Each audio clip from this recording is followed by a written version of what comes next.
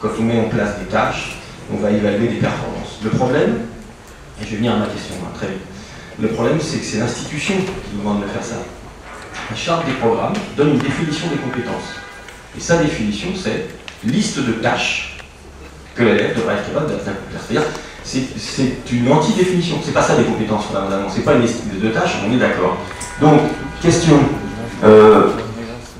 Si une liste de tâches, c'est pas des compétences, si des compétences, ça s'évalue autrement, dans un entre-deux, je disais, entre l'ordre et le désordre, une notion de probabilité peut-être, qui est intéressante.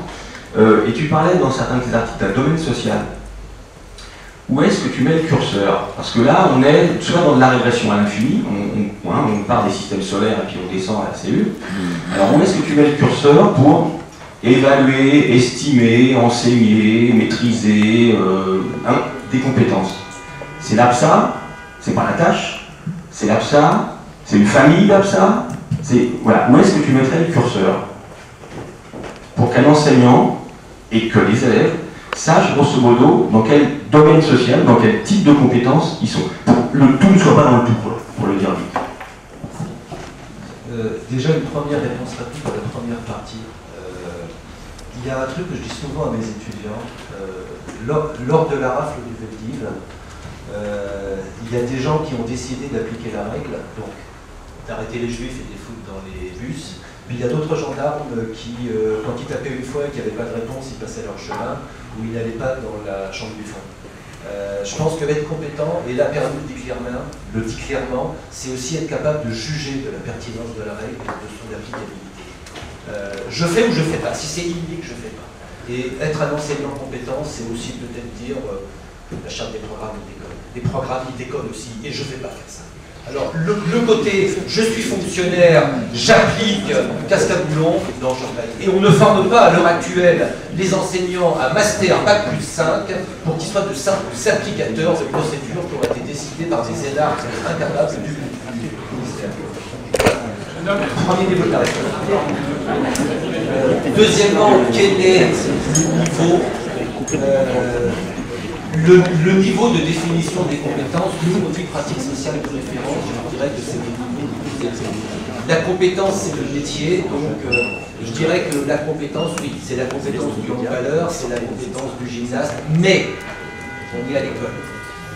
Et il y a des tas de travaux qui sont faits sur les compétences qui montrent qu'en fait, le concept de situation complexe, et une situation complexe, ce n'est pas quelque chose qui existe simplement dans un espace-temps localisé. Une situation complexe, ça peut être un machin qui évolue au cours de plusieurs séances ou d'un cycle. Ben, ça peut se construire à l'aune de l'école élémentaire, à l'aune de...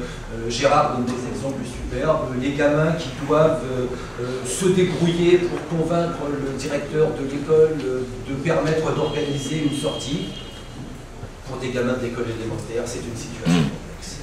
Il va falloir écrire au directeur, le connaître le règlement, voir monter un dossier. Pour des gamins, voilà. Donc la situation complexe, bah, tu l'as définie au niveau de ressources des gamins, au niveau du temps consacré. Je rajouterais que quand on peut les définir, nous, avec une pertinence culturelle avérée, ça me semble essentiel. Merci.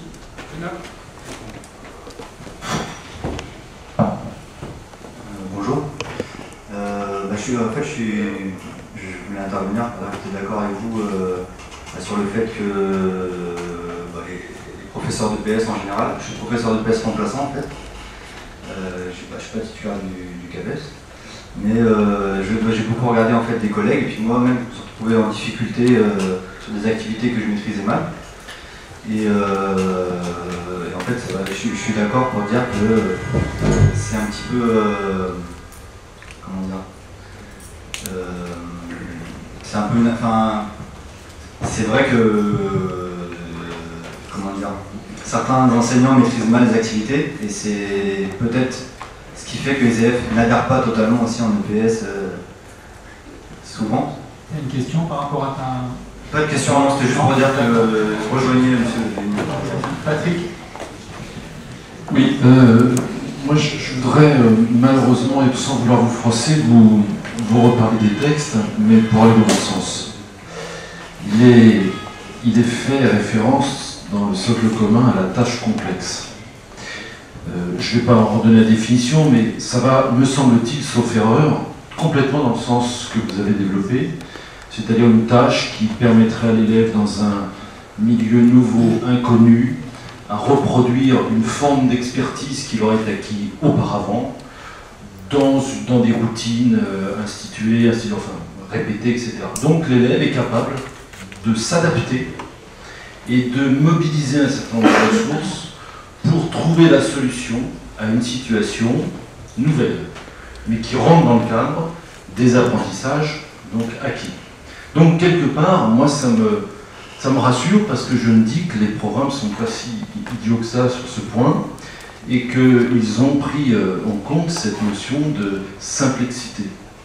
Alors par contre, moi je vais placer le curseur de l'expertise professionnelle un petit peu enfin, différemment de ce qui a été bien d'être fait. Et il me semble que quand on a défini la tâche complexe, la vraie complication est d'élaborer une tâche complexe. On a invité les collègues de l'Académie de Créteil à y réfléchir. On leur a dit ce qui serait souhaitable, c'est que vous puissiez, pour vérifier l'acquisition d'un niveau de compétence dans une activité, d'élaborer une tâche complexe qui serait, comme notre ancien doyen le disait, révélateur de la compétence, c'est-à-dire la situation qui permet de révéler l'expertise de l'élève. La vraie difficulté de l'enseignant n'est pas de concevoir cette tâche. Un exemple, par exemple, bon, je vais être concret, bah oui, je sais, mais je vais être très concret, il est pas très facile de trouver une tâche complexe. Maintenant, la question que tu voulais poser à l'un des intervenants, elle était de quel ordre? Non, mais est-ce qu'il y a une question qui suit à la remarque? Non, mais c'est une réflexion qui peut peut-être amener une réponse. Oui, je comprends très bien ce que tu veux dire. Je pense que l'éducation physique a le gros avantage de se référer à des pratiques sociales qui, par essence des situations complexes, c'est des situations de la vie réelle. Et je pense que le problème de l'enseignement de PS, c'est moins de construire des tâches complexes que de ne pas simplifier les pratiques sociales de référence. Et c'est vrai que quand on voit ce que l'on a appelé la transposition didactique, quand la transposition didactique évacue tout ce qui est essentiel dans les pratiques sociales de référence pour ne conserver que des petites architectures complètement artificielles, bon, c'est une ingénierie didactique qui a eu son succès en son temps. Je dois dire que les dégâts sont incommensurables. Alors, plutôt que de construire des tâches complexes, ne simplifions pas trop la richesse des pratiques sociales. Ne retirons pas, par exemple, bon, c'est les deux leitmotifs, ne retirons pas le collectif stable qui est essentiel dans les pratiques sociales de référence, l'équipe, le club, la troupe stable qui construit sa cohésion. Autour de quoi? Autour d'un projet. Ne supprimons pas le projet. Les gamins ont besoin de collectifs et de projets, et ça c'est essentiel. Et ça existe dans les pratiques sociales, ça en fait la complexité. Conservons-les quand on construit les confidences.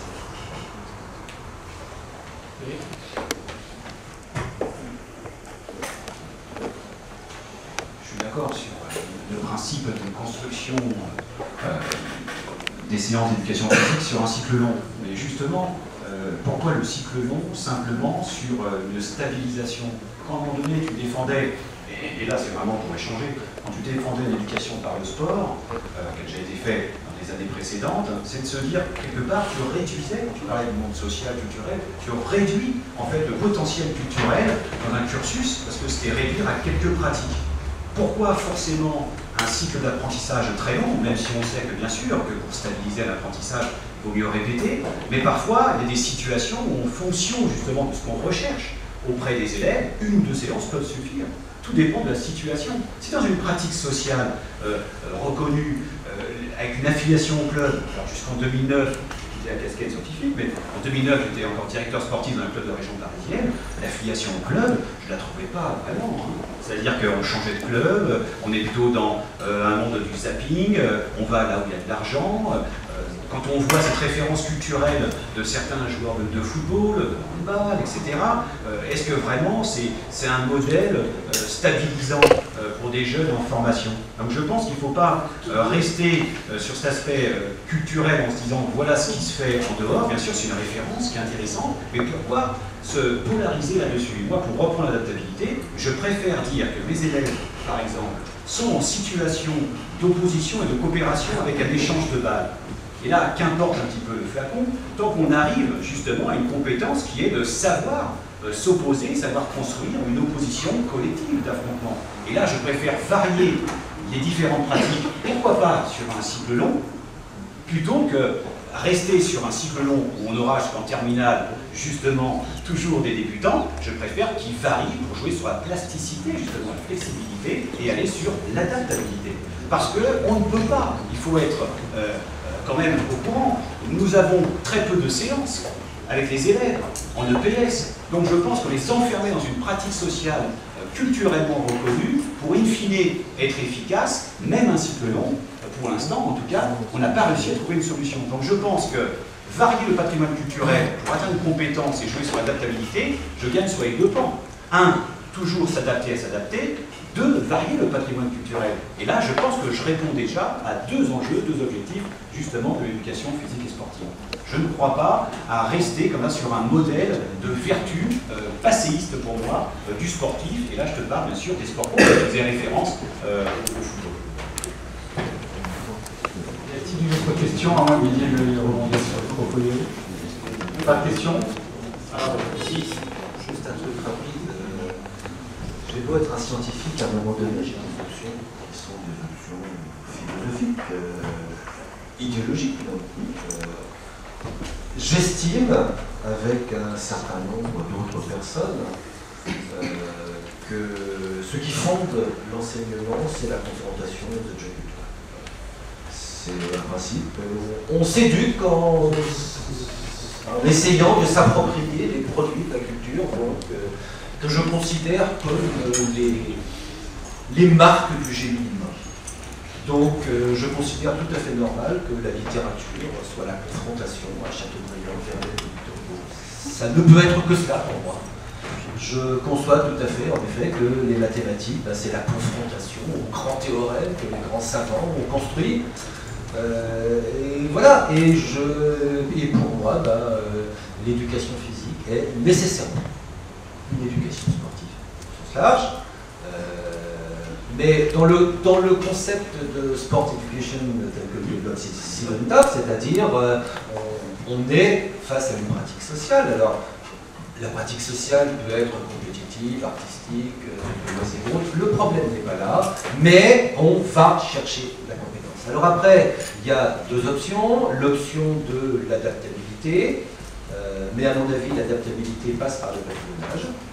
Ou bien il y a l'option, au moins une fois dans leur vie, tous les gamins de ce pays vont connaître cette joie, là c'est le terme de Snidders, George Snidders, cette joie de l'accès à la compétence. Ouais, ça me semble être un superbe objectif et voilà ce en quoi je crois. Permettre à tous les gamins de ce pays, même ceux dont les hasards de la vie n'ont pas permis d'avoir une expérience associative en club ou autre, au moins que dans le cadre de l'école, ils aient ce truc. Je ne savais pas, et avec monsieur Duchemol, mon prof de PS, j'ai fini l'année, je savais, je suis devenu compétent, j'ai vraiment maîtrisé telle activité, quelle qu'elle soit. Et personnellement, j'ai vécu toute ma vie sans faire de football, je n'en suis pas mal porté. Je rejoins. Et pourquoi réduire jusqu'à Verlaine? Autant les multiplier, les références culturelles à Verlaine. C'est ce que je prône pour le PS. Quelqu'un veut, n'hésitez pas. Non? Oui, madame. Est-ce que tu as de la voix qui porte? Alors je vais essayer. Oui. J'aimerais rebondir sur l'exemple du football qui a été donné, et qui existe sur un ensemble de solutions, puisque l'objectif est quand même de marquer le but. Je vais reprendre le schéma qui a été présenté par M. Delinière, qui propose plusieurs solutions pour arriver à ce but.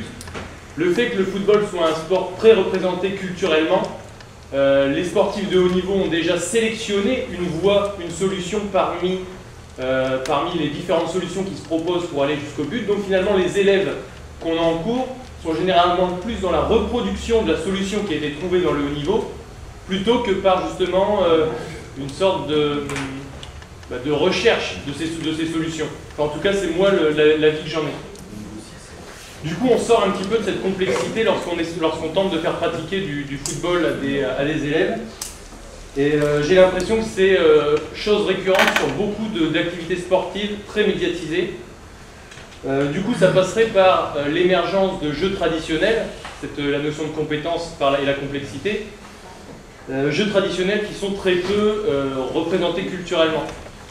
Je pense qu'il y a aussi un autre problème, alors là, pour essayer de faire naître un petit paradoxe, c'est les jeux traditionnels, comme n'ont pas d'ancrage culturel, comment les légitimer dans l'éducation physique et sportive, surtout lorsqu'on parle actuellement d'européanisation et de mondialisation des savoirs, sachant que chaque société comporte ses jeux traditionnels. Donc je pense que là, il y a un réel conflit entre les différents points de... Déjà, tout sport était un jeu avant. C'est le processus de sportification. Donc, au départ, même des jeux qui naissent, on les voit parfois sur la plage ou ailleurs, se transforment en sport. Si à un moment donné, l'institution se dit, tiens, il y a une manne intéressante d'un point de vue plutôt du sport business. Mais le jeu traditionnel, c'est bien entendu un ancrage culturel extraordinaire. Vu que ça vient avant le sport. Donc, quelque part, on est entre le local et le global. Est-ce qu'il faut forcément aller sur une logique globalisante ou est-ce qu'on ne peut pas tenir compte, justement, de la richesse culturelle, donner du sens, justement. Moi, je donne des cours parfois dans les pays du Maghreb, par exemple. Je leur dis, mais vous avez un vivier de jeux traditionnels extraordinaire qui donne sens. Parce que, regardez en France, je prends toujours l'exemple du bac.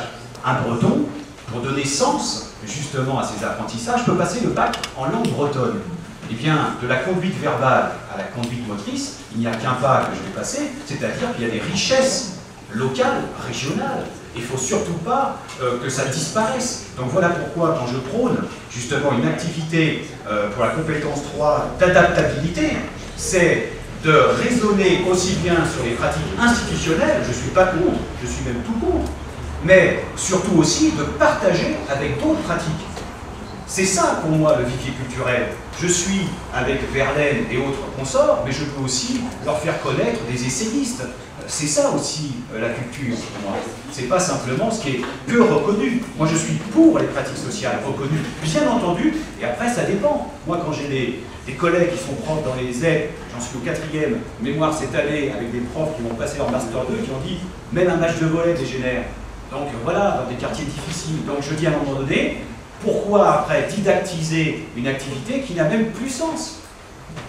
On transforme tellement l'activité que c'est même plus l'activité de référence. Et ça génère aussi des conflits. Donc on peut faire parfois plus simple quand justement, pourquoi s'évertuer à faire plus compliqué? Ça dépend du contexte dans lequel on joue. Pourquoi je reprends l'équation de départ de Lewin, c'est de se dire qu'un comportement dépend de l'individu de façon consubstantielle avec le contexte qui va jusqu'à la culture, jusqu'au quartier, etc. Et c'est beaucoup plus fin que ça de faire justement des séances et de prendre des pratiques. Donc voilà pourquoi il faut à tout prix varier. Et donc je joue ce doublon-là. Moteur, social, culturel.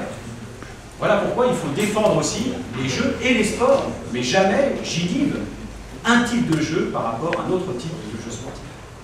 Alors, on va finir le débat sur une remarque de 1 minute de M. Junot, et après Didier se positionnera sur ce qui a été dit et je ferai la conclusion.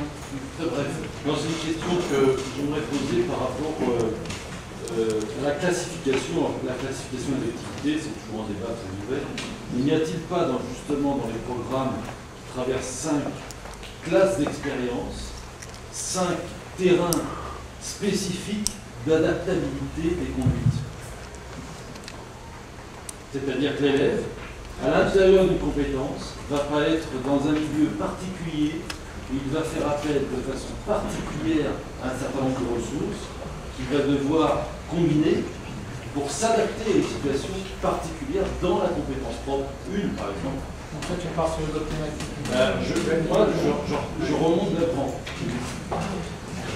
J'essaie de répondre à la classification. Juste une petite remarque par rapport à la question précédente, je ne sais plus qui l'avait posée. Il y a un truc qui me choque, c'est quand on dit que l'objectif en football, c'est de marquer le but. vraiment une prof de gym pour avoir ça en fait. Et il faut vraiment simplifier les choses. Non, l'objectif en football, c'est pour une équipe de gagner un championnat. Et ouais, marquer le but, ça va être à un moment donné, quoi. Mais, le prof de gym simplifie tout ça en disant oui, il faut marquer le but. Non, la pratique sociale, c'est une équipe qui va s'organiser pour, à la fin de la saison, gagner un championnat. Et même des fois, savoir perdre les matchs, vous avez vu ce qui s'est passé pendant les Jeux Olympiques, qui vont permettre de finir à la fin premier du championnat, etc. Bon, tu vois, mais cette simplification, pour moi, elle est vraiment typique du comportement du français. La complexité de la pratique sociale, attends, je vais simplifier ça chez moi. Chez moi, ça va être marquer un but. Mais non, la pratique sociale, c'est pas ça. Sur les jeux traditionnels, je suis entièrement d'accord avec ce que dit Yannick, les jeux traditionnels participent à la culture. Quand vous faites du français, il y a Victor Hugo, il y a Villon, puis il y a aussi Musso. Alors là, on évite. Voilà. Moi, j'aime bien quand la culture est stabilisée, puis qu'on peut se dire que, bon, si Musso, dans 30 ans, on le lit encore, ce dont je doute, mais on pourra peut-être, en toute légitimité, l'étudier à l'école. Mais pour l'instant, c'est un petit peu prématuré. Voilà. Mais Villon, oui, en effet, les jeux traditionnels font partie de la culture. Le truc sur la technique, ça me fait un petit peu peur. J'ai l'impression que c'est un vieux débat des années 70, hein, la technique qui aliène, la technique du haut niveau qui aliène, etc. Je pense que quand le gamin il est confronté au problème, il n'imite pas la technique du champion. C'est des machins qui se disaient à la fin des années 60, au début des années 70. Il en est inspiré, bien sûr, mais de toute façon, il fait avec ses ressources. Et puis, il se démerde. Hein, il est lui aussi face à une situation complexe, et puis il essaie de voir ce qu'il a pour le mettre en face. Le problème des classifications, ça fait partie, à mon avis, des trous noirs de la discipline. J'ai parlé de l'évaluation tout à l'heure. À mon avis, quand on aura réglé les vrais problèmes, on parlera d'évaluation. Pour moi, la classification, c'est aussi un faux problème. Quand je dis que l'essentiel, c'est de permettre à chaque gamin de connaître l'expérience de la compétence, je pense que, quelle que soit l'activité, l'essentiel, c'est qu'à un moment, ils deviennent compétents, qu'ils se disent « moi, je l'ai fait, moi, j'ai réussi à ça ». Alors, qu'ils fassent ça dans une activité, dans deux activités, ça sera remarquable. Je ne vois pas l'intérêt qu'ils le fassent dans 5 classes, ou 8, ou 15. Non. Encore une fois, dans toutes les classifications, si jamais l'école oublie une ou deux classes sur les 5, ou 3 ou 4 sur les 12, le gamin, il ne va pas en être handicapé toute sa vie. Voilà. Donc la classification, on s'en fait une montagne. Moi, j'ai tendance à évacuer. L'essentiel, une pratique complexe, un enseignant compétent qui connaît, et il a du temps, et il peut amener les